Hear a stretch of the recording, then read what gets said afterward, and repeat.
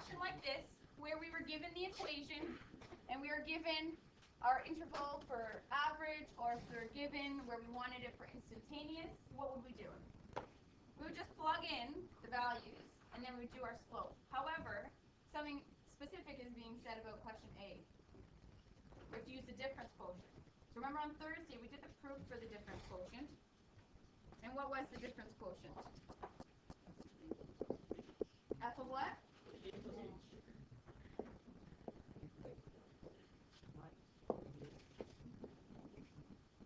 Over? Perfect. And what did the beginning of that equal? Pardon? Good. All right.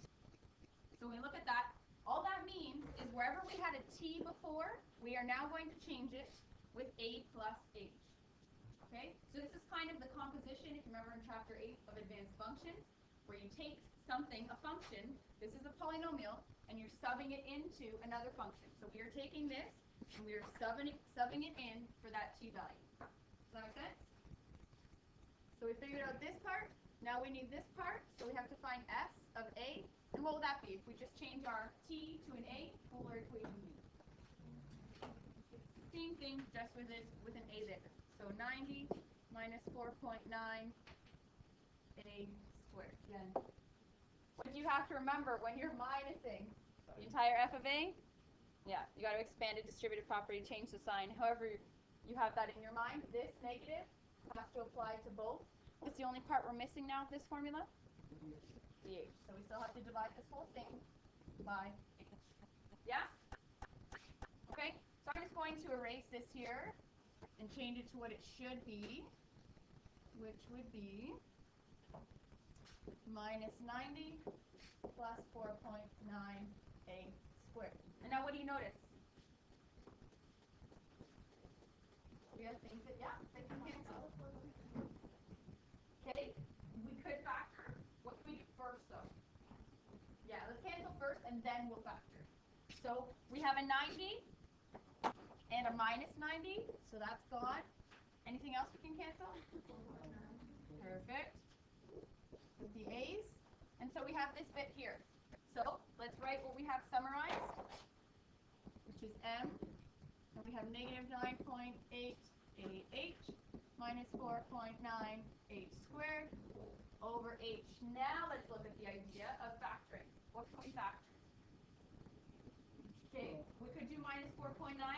More importantly, though, let's look at the variable h. That's right. So if we factor out from the numerator h, we could do negative 4.9 h if we wanted to, but we don't have to. We're more worried about getting the variable crossed out, but it's not wrong if you factor out the 4.9. And now look at how nice that is. We have an h in the numerator and an h in the denominator. Those cancel, and we are left with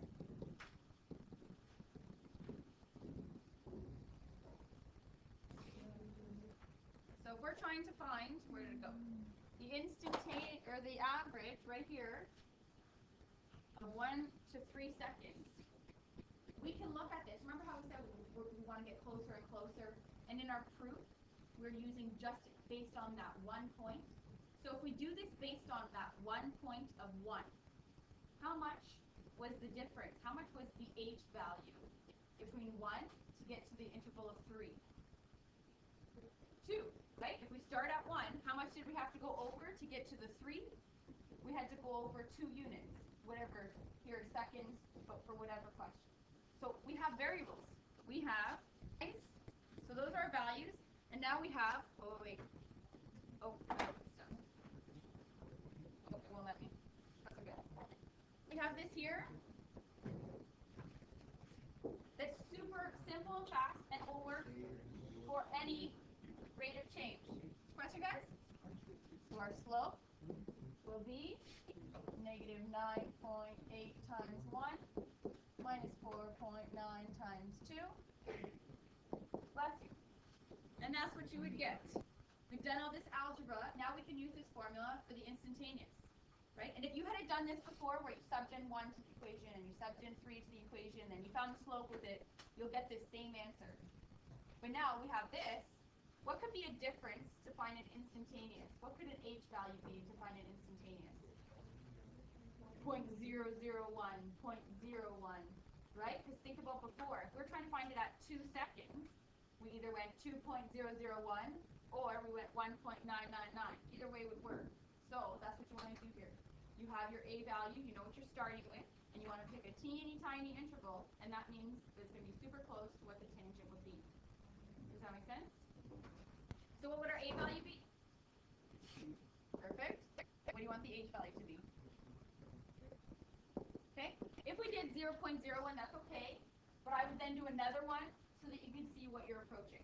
Or if you want to start right off the bat, you just go with 0.001, then you're going to be even closer to what you should be.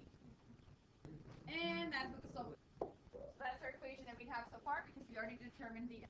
How do we find a coordinate then if that's what we need?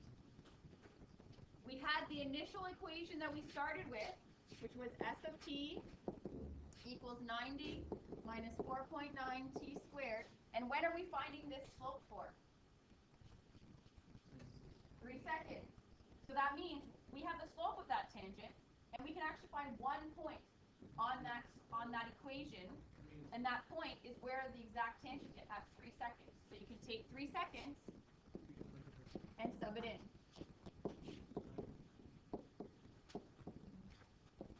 Does that make sense? So we now have this coordinate of x, y is 345.9. So let's sub that into our equation.